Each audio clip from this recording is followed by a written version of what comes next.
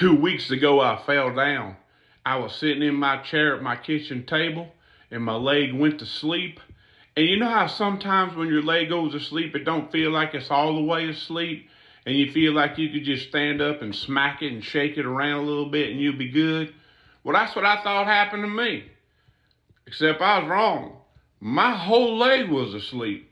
So I went to stand up, my whole leg gave up, and I cracked a bone in my foot and tore some ligaments. So I had to go to the emergency room. I get in the emergency room.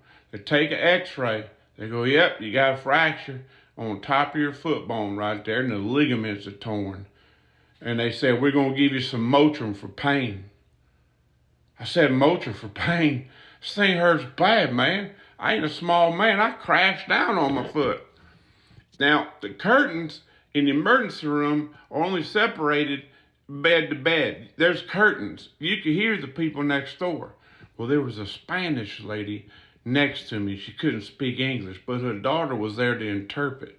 Apparently, she pulled her Achilles, or she strained her Achilles. But the Spanish lady kept calling it Archiliques. So when the doctor came in and asked, what's going on? The Spanish lady said, I think I hurt my Archiliques. And I was laughing, I was. That lady was about 75 years old.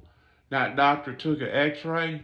He came back and he said, ma'am, I'm going to give you some morphine for your Achilles, and I'm only going to give you 3 refills on this because it's a dangerous drug. Now here I am taking Motrin.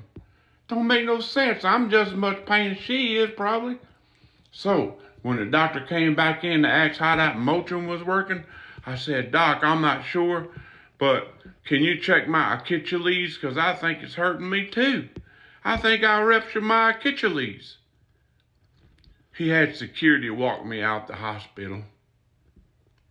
Roll Tide.